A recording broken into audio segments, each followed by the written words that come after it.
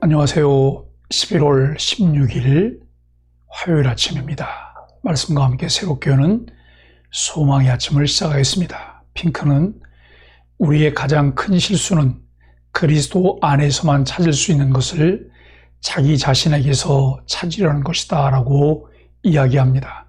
출애굽기 32장 1절로 14절까지 말씀을 본문으로 하여 언약에 근거한 간구, 진노를 돌이키시는 하나님이라고 하는 주제로 은혜를 나누기를 원합니다. 모세가 시내산에 있는 동안 이스라엘 백성은 아론을 재촉해 송아지 형상을 만들고 제단을 쌓습니다. 하나님은 그들을 진멸하고 모세를 큰 나라로 만들겠다고 하십니다. 모세가 하나님께 출애굽의 은혜와 언약을 이야기하며 백성을 진멸하지 마시기를 간구하자 하나님은 뜻을 돌이키십니다. 모세가 시내산에 올라가 여호와께 성막에 대한 지침을 받는 동안 이스라엘 백성은 눈에 보이는 신을 만드는 악한 일에 의기투합합니다. 아무리 모세가 산 정상에서 더디 내려왔다고 하더라도 이스라엘 자손이 도모한 일은 초조함이나 불안감으로 포장하기 어려운 악한 반역이었습니다. 궁지에 몰린 아론은 이내 이스라엘 자손의 요구에 순응해 애굽 땅을 떠나올 때 애굽 사람에게서 취했던 금고리를 걷어 그것을 녹여 붓고 조각해 금송아지 형상을 만들었습니다. 그리고 그것이 너희를 애굽 땅에서 인도해낸 너희의 신이라고 선언함으로써 여호와 하나님의 위상을 금덩어리로 대체시켜 버립니다. 이 행위는 단순히 우상숭배 금지 명령을 어긴 정도를 훨씬 넘어서 하나님의 임재를 인간 스스로 조작해 만들고 그분 위에 서고자 하는 항명이요 반역이며 언약의 파기를 뜻합니다. 이 참상을 산 정상에서 지켜오신 여호와께서는 모세를 산 밑으로 급히 내려보내십니다. 목이 곧은 이스라엘 백성이 언약 파기 의사를 표명한 이상 그 책임을 물어 그들을 처벌하시겠다고 말씀하실 만큼 여호와께서는 크게 실망을 하십니다. 그러나 모세는 여호와와 이스라엘 사이에 언약을 중재했던 것처럼 이번에도 중재를 합니다. 그는 이스라엘 백성이 여호와께서 애굽에서 구원해낸 백성이며 그들을 구원해내신 의도가 애굽 사람들에 의해 곡해될 수 있음을 언급하면서 여호와께서 이스라엘 조상들에게 주셨던 언약을 상기시켜 드립니다. 급기야 모세는 여호와께 이스라엘 자손을 향한 진노를 그치시고 그들을 치시려는 뜻을 돌이키실 것을 감히 간청합니다. 놀랍게도 여호와께서는 모세의 간구대로 그 뜻을 돌이키십니다. 정작 돌아서야 할 대상은 아론과 이스라엘 백성입니다. 그러나 본문은 여호와께서 그 뜻을 돌이키시는 장면으로 끝이 납니다.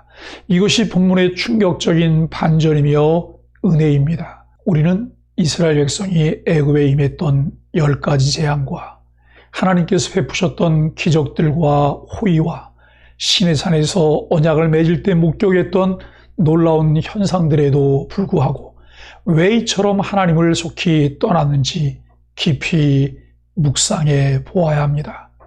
비록 하나님과 언약을 맺고 70인 장로들이 그 얼굴을 뵙기까지 했지만 불과 3개월 전까지만 해도 이스라엘은 애굽에서 수많은 우상들을 보며 오랜 세월 살아왔던 사람들입니다.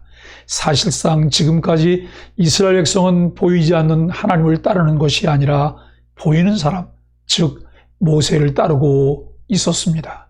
그렇기 때문에 모세가 시내산에서 오랜 기간 내려오지 않자 모세를 대신할 신, 즉 우상을 만들라고 아론에게 요구하였습니다. 마땅히 백성을 꾸짖고 모세를 기다렸어야 할 아론은 금고리를 빼어 가져오라고 해서 송아지 형상을 새겨 만들고 이를 여호와 하나님이라고 선포합니다. 우상 숭배와 참 신앙의 차이점이 여기서 극명하게 드러납니다. 참 신앙은 손가락으로 친히 쓰신 돌판을 주시는 하나님을 섬기지만 우상 숭배는 사람에게 금고리를 바치게 하고 인간의 조각칼로 새겨 만든 신을 만들게 합니다.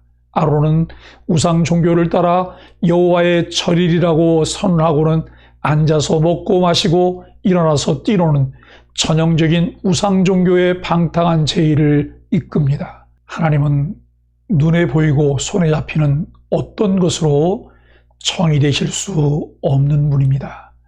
우리가 이성의 범주 내에서 하나님을 이해하고 조정하려 하고 구체화하려는 어리석은 태도를 갖지 말아야 합니다. 우리는 보이지 않으시는 하나님을 인정하고 그분께 순응해야 합니다.